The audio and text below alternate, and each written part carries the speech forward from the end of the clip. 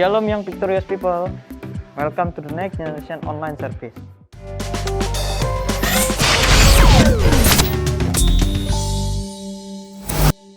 Kembali lagi bertemu dengan saya Bro Eko. Hari ini saya akan membawakan tema rahasia keberhasilan hidup Daniel. Mari kita baca kebenaran firman Tuhan yang terdapat dalam Daniel 2 ayat 48. Firman Tuhan berbunyi demikian. Lalu raja memuliakan Daniel, dianugerahinya lah dengan banyak pemberian yang besar dan dibuatnya menjadi penguasa atas seluruh wilayah Babel dan menjadi kepala semua orang bijaksana di Babel. Hari ini kita kenal satu nama Daniel. Tentu tidak asing lagi dari sekolah minggu, kita sudah sering mendengar nama ini. Hari ini saya mengajak kita kembali belajar rahasia apa sih keberhasilan di dalam hidup Daniel. Daniel ini merupakan seorang anak muda yang berhasil menaklukkan dunia pada zamannya. Gitu ya. Kalau kita dengar arti kata nama Daniel, gitu ya. Daniel itu bahasa Ibraninya memiliki arti itu Tuhanlah hakimku. Ya, Tuhanlah hakimku. Kalau kita dengar kata hakim, hakim itu kan seorang yang sangat terpandang, seorang yang sangat terhormat, yang orang yang bijaksana, memiliki intelektual, dan yang pasti hakim ini memiliki integritas. Nah, apakah hal-hal yang saya utarakan ini persis dengan hidup Daniel? Mari kita bahas, mari kita lihat ya. Kalau kita mau lihat dari Daniel 1 ayat 4 ya. Ketika Nebukadnezar memerintahkan Aspenas untuk membawa orang-orang bangsawan, anak-anak muda yang memiliki pengetahuan, yang memiliki hikmat bijaksana. Nah, kita lihat Daniel 1 ayat 4. Orang-orang muda yang tidak ada satu celah, berperawakan baik, yang memahami berbagai hikmat, berpengetahuan banyak, dan yang mempunyai pengertian tentang ilmu, yakni orang-orang yang cakap untuk bekerja dalam istana raja, supaya mereka diajarkan tulisan dan bahasa orang Kasdim. Ya, kita bisa melihat bahwa di sini Daniel, seperti yang saya katakan, merupakan orang yang bijaksana, orang yang pintar, orang yang berperawakan baik. Nah, meskipun dia merupakan orang yang pintar, berperawakan baik, namun pada saat itu situasi mereka adalah menjadi orang jajahan. Mereka di bawah jajahan bangsa Babel. Gitu. Nah, kalau namanya orang jajahan, pastinya seharusnya nasibnya merosot, mengalami penurunan. Tapi kita melihat sebaliknya Daniel, justru grafik hidupnya tambah naik, gitu ya. Seperti Ulangan 28 ayat 13 mengatakan bahwa Tuhan akan mengangkat engkau menjadi kepala dan bukan ekor, engkau akan tetap naik dan bukan turun. Sepertinya hal inilah yang tergenapi dalam hidup Daniel, meskipun di situasi mereka mengalami penjajahan, bangsa Israel mengalami penjajahan pada saat itu oleh bangsa Babel. Nah, kita pengen melihat rahasia apa sih? Setidaknya saya ingin membagikan 4 hal rahasia keberhasilan dalam hidup Daniel. Nah, pertama yaitu kalau kita mau berhasil seperti Daniel, ya. Yang pertama itu memiliki komitmen untuk hidup dalam kekudusan. Ya. Bayangkan Daniel ini tadi diceritakan dia juga sebelum dijajah itu berasal dari kaum bangsawan, ya. Otomatis harta, ya segala kekuasaan dia miliki, dia punya, gitu ya. Dia misalkan dia mau minum atau mau berfoya-foya, pasti dia bisa mendapatkan hal itu. Tapi dia memilih untuk tidak melakukan hal itu. Dia memilih untuk menyenangkan hati Tuhan, yaitu dengan menjaga kekudusan. Gitu. Bagaimana Daniel tetap bisa menjaga kekudusan? Nah, kita baca Mazmur 119 ayat 9. Dengan apakah seorang muda mempertahankan kelakuannya bersih? Dengan menjaga sesuai dengan firman-Nya. Nah, kalau kita lihat tadi, ya coba kita lihat dalam Daniel 1 ayat 8. Daniel berketetapan untuk tidak menajiskan dirinya dengan santapan raja dan dengan anggur yang biasa diminum raja. Dimintanya lah kepada pemimpin pegawai istana itu supaya tidak usah menajiskan dirinya. Nah, bayangkan kalau sekarang situasinya gitu ya. Kita sama dengan Daniel, kita punya kedudukan yang tinggi mungkin dalam kantor gitu ya.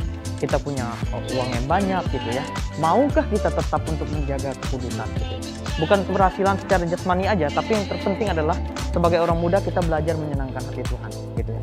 Apalagi kalau kita sudah nggak memiliki kedudukan yang tinggi tanda kutip gitu ya. Ya dalam keadaan berkekurangan masih juga nggak mau menjaga kekudusan hidup. Bukankah akan menimpa kita nasib-nasib yang malang lainnya. Poin yang pertama mau kita pelajari yaitu menjaga komitmen untuk tetap hidup dalam kekudusan. Ya. Yang kedua, berkomitmen untuk menjaga pergaulan. Itu ya. Si Daniel ini coba kita lihat. Dia pejabat tinggi. Ya. Otomatis kalau kita bayangkan pejabat pasti banyak orang-orang yang mau berteman dengan dia. gitu. Tapi Daniel ini orangnya selektif. Dia pilih orang-orang yang betul-betul memelihara hidup. Ketika kebenaran firman Tuhan diterapkan ke dalam dunia, pasti banyak ada perlawanan-perlawanan. Nah, oleh karena itu kita butuh lingkungan yang betul-betul untuk menguatkan kita. Ya, kita tahu sendiri bahwa dalam Alkitab mengingatkan kita 1 Korintus 15 ayat 33, pergaulan yang buruk merusak kebiasaan yang baik. Ya, Amsal 27 ayat 17, besi menajamkan besi, orang menajamkan sesamanya. Kemudian Amsal 13 ayat 20, siapa bergaul dengan orang bijak menjadi bijak, tetapi siapa berteman dengan orang bebal menjadi malang. Oleh karena itu, kalau kita mau berhasil, ya kita lihat teman-teman, ya orang-orang yang mendukung, orang-orang yang seiman, orang-orang yang bisa menguatkan kita. Kalau kita bergaul dengan orang-orang yang sembarangan justru membawa dampak yang buruk, ya maka kita akan persis sama dengan kelakuan hidup mereka. Ya, saya pernah mendengar seorang berkata bahwa kalau kamu pengen tahu ya 10 atau 20 tahun ke depan masa depan seseorang, lihatlah dengan siapa dia bergaul.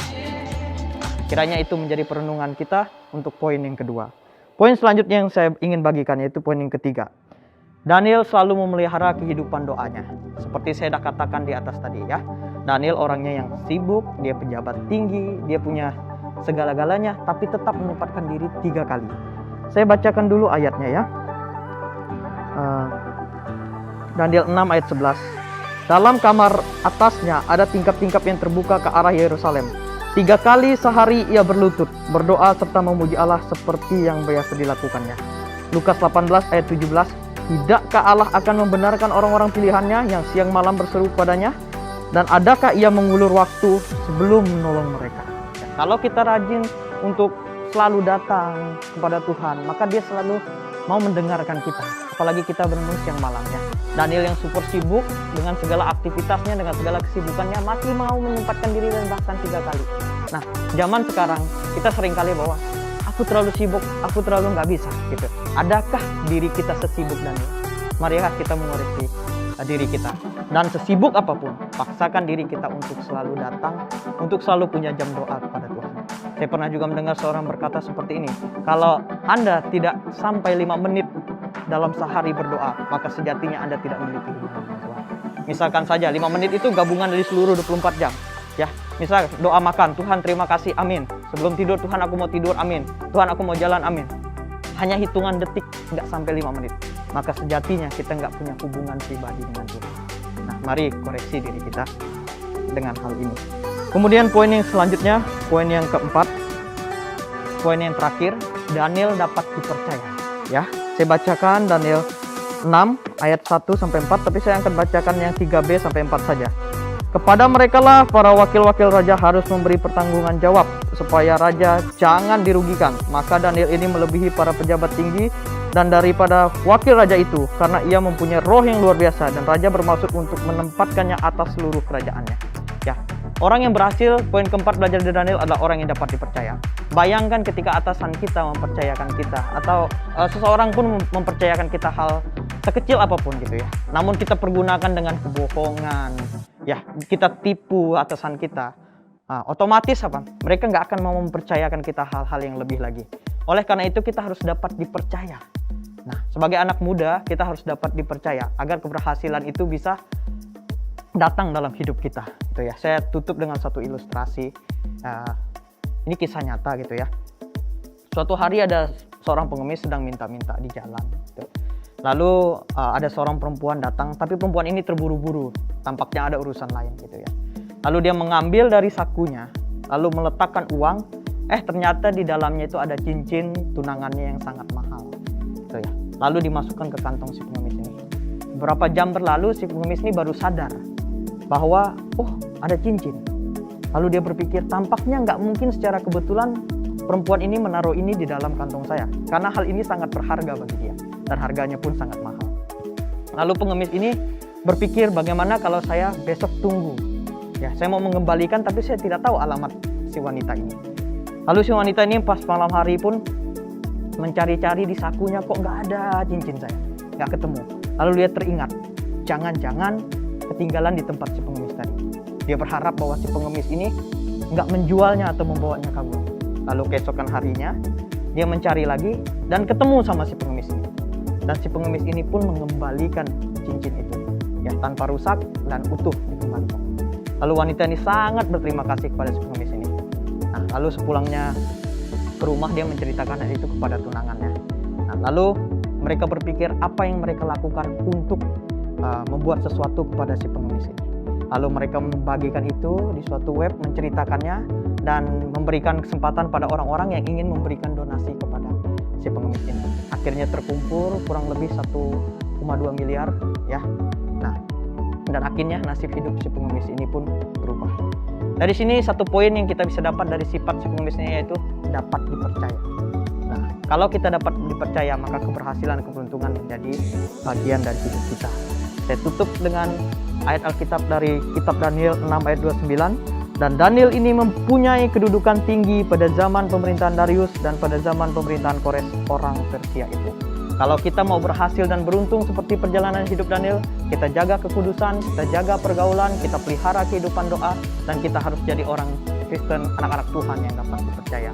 Tuhan Yesus memberkati, biarlah kiranya apa yang saya sampaikan ini dapat diterapkan dalam kehidupan kita anak-anak muda, khususnya dalam kehidupan sehari-hari. Amin. Tuhan Yesus memberkati. Mari kita bersatu dalam doa. Tuhan Yesus, Bapa kami di surga, terima kasih Bapa kalau pada sore hari ini kami boleh belajar, diberikan pengalaman dari kisah hidup Daniel ya Tuhan Yesus. Kami sangat berterima kasih Bapa, Engkau memberikan pelajaran ini melalui kitab yang Kau titipkan kepada kami Bapa, agar kami berhasil bukan dengan cara yang curang, dan di tengah keberhasilan kami pun nama Engkau selalu dipermuliakan, dan banyak orang lebih lagi mengenal Engkau melalui keberhasilan kami Bapa. Tuntun setiap pelayanan, pekerjaan, apa yang kami lakukan itu semata-mata untuk Engkau ya Tuhan Yesus. Kami berdoa untuk gereja ini di bawah pembelaan Pastor Abraham Kontrasupit, terus menerus melakukan pelayanan Bapa untuk kemuliaan nama Engkau Bapa.